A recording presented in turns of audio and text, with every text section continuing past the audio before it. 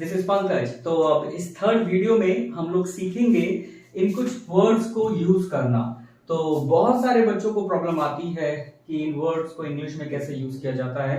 तो यहाँ हमने एक चार्ट बनाया हुआ है जो कि आप लोग स्क्रीनशॉट लेके इनको बाद में लिख सकते हैं और समझ सकते हैं। ठीक है, तो जैसे कि यहाँ लिखा है विद के साथ, मेरे साथ, आपके साथ, उनके साथ, हमारे साथ, उसके साथ सारा लिखा है। With me, with you, with them, with us, with him अगर कोई लड़का है, विद हर कोई लड़की है, with the kids, with Ram कोई भी नाम है। ऐसे ही फॉर है, के लिए, मेरे लिए, फॉर मी आपके लिए, for you, for them, for us, for him, for her, for the kids, for Ram कोई भी नाम है। With, for. एक वर्ड है इन, में, जैसे घर में, इन द होम, कार में, इन द कार, पार्क में, इन द पार्क, दिल्ली में, इन दिल्ली, करोल बाग में, इन करोल बाग। सो यहाँ एक छोटी सी चीज हमें ध्यान रखनी है कि जब किसी छोटी जगह की बात कर रहे हैं तो हम दा का यूज करते हैं। ठीक है, लेकिन कोई बड़ी जगह है जैसे दिल्ली हो गया, करोल बाग हो गया, तो हम लोग यहाँ दा नहीं लगाएंगे।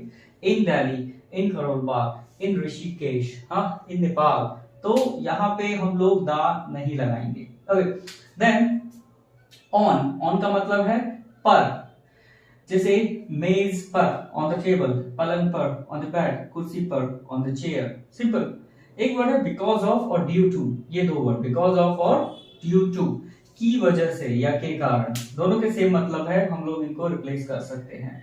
जैसे बारिश के कारण, ड्यू टू द रेन, बुखार की वजह से, बिकॉज ऑफ द फीवर, आपकी वजह से, ड्यू टू यू, या बिकॉज ऑफ यू भी बोल सकते हैं, उसके कारण, बिकॉज ऑफ हिम या ड्यू टू हिम, हम यहाँ कुछ भी लगा सकते हैं। और एक एट है, एट का मतलब पर या में, जैसे घर पर, एट होम, कोने में, एट द कॉर्नर। तो अभी हम लोग आगे सीखेंगे कि जैसे इन का भी मतलब में है और एट का भी मतलब में है, पर इन दोनों में डिफरेंस क्या होता है, छोटा सा है, ये अभी हम लोग इस वीडियो में आगे सीखते हैं। जैसे कि हमने ये वर्ड्स अभी सीखे, with, for, on, in, at, because of या ड्यू टू, पर इनका हम लोग यूज कैसे कर सकते हैं सेंटेंसेस में, ये बहुत इजी है।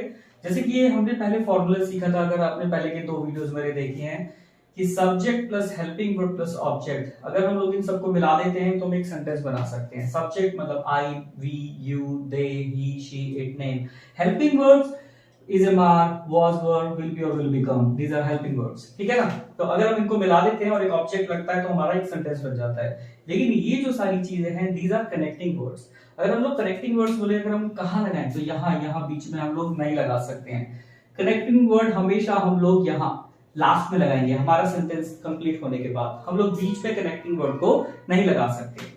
जैसे सीमा खुश थी, तो सीमा, या अगर हम लोग सेंटेंस लिखे यहाँ पे, सीमा थी तो was happy। ठीक है ना, सीमा was happy, सीमा खुश थी। लेकिन अब नीचे अगर हम लोग सेंटेंस देखें तो सीमा मेरे साथ खुश थी, तो हमने यहाँ पे एक कनेक्टिंग वर्ड डाल दिया। लेकिन पहले हम लोग अपना सेंटेंस पूरा बनाएंगे। सीमा was happy। ठीक है, अब मेरे साथ, जो कि अभी हमने देखा, मेरे साथ क्या होता है, with me, with me। Seema was happy with me, connecting word. ठीक है ना, लास्ट में हमेशा। और एक नहीं, हम लोग 2 कनेक्टिंग वर्ड, 3 कनेक्टिंग वर्ड, कितने भी लगा सकते हैं, लेकिन हमेशा एक चीज याद रखना, वो आएगा बाद में, मतलब इन चीजों के बाद। जैसे कि यहाँ सीमा मेरे साथ दिल्ली में खुश थी, अब यहाँ 2 कनेक्टिंग वर्ड्स आ गए। सेम थिंग, पहले हम लोग हमारे फॉर्मूले के अकॉर्डिंग सेंटेंस बनाएंगे। सीमा was happy। ठीक है, अब 2 कनेक्टिंग वर्ड है, मेरे साथ दिल्ली में, तो कौन सा पहले लगा है, कोई सा भी लगा सकते हैं, ऐसे कोई प्रॉब्लम नहीं है। तो सीमा was happy in दिल्ली, मेरे साथ, with me, तो ये हमारा सेंटेंस कंप्लीट हो गया है। अगर हम लिखे सीमा was happy with me in Delhi, तो भी ऐसा ही हो सकता है। लेकिन अगर हम लोग इसके बीच में कहीं पे कनेक्टिंग वर्ड लगा दे, suppose Seema was in Delhi happy with me, तो ये गलत हो जाता है, क्योंकि हम लोग सब्जेक्ट, हेल्पिंग वर्ब, ऑब्जेक्ट, इसको हम लोग नहीं छेड़ सकते। कनेक्टिंग वर्ड हमेशा उसके बाद लगाएंगे। अभी ये है, जैसे वह गुस्सा है, कोई लड़का गुस्सा है तो he is angry।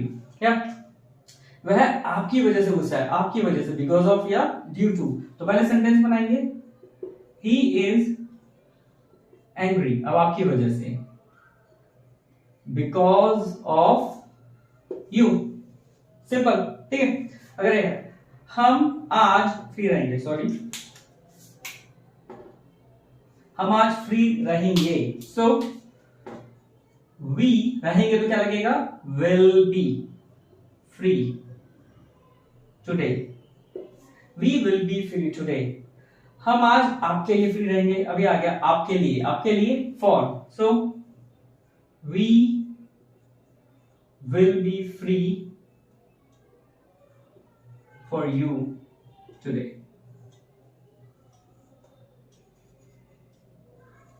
We will be free for you today. अब ये टुडे को हम लोग शुरू में भी लगा सकते हैं, today we will be free for you, ठीक है। लेकिन कनेक्टिंग वर्ड को हमेशा हम लोग अपने like subject, helping verb, object के बाद यूज करेंगे। जैसे एक और लिखा है, मेरा फोन मेज पर है। अब मेज पर क्या होता है, ऑन, ठीक है। So my phone is on the table, on the table, ठीक। तो ये हमारे अभी कुछ कनेक्टिंग वर्ड्स मैंने लगाया और सेंटेंसेस बना दिया, पर अभी हम लोगों ने इन और एट का यूज नहीं देखा। सो आइए आगे सीखते हैं कि हम लोग इन और एट के साथ लाइक इनमें क्या पहले तो क्या डिफरेंस है, क्या फर्क हो जाता है, फिर कैसे हम लोग सेंटेंस बनाते हैं। सो देखिए यहाँ हमने कुछ सेंटेंसेस लिखे हैं इन और एट का यूज करके, बहुत इजी सेंटेंस है, आपको समझ आ जाएगा। जैसे मैं दिल्ली में हूं, तो आई एम इन दिल्ली, या मैं करोल बाग में हूं, सो आई एम इन करोल बाग। जब हम लोग ऐसे कहीं पे हैं या मैं वहां पे मैं हूं, तो हम लोग वहां इनका यूज कर सकते हैं। लेकिन अगर हमारे पास ऐसे दो जगह आ जाए और वहां पे दोनों में मैं है, जैसे मैं दिल्ली में करोल बाग में हूं, तब यहाँ क्या करेंगे। सो बहुत इजी है, आई एम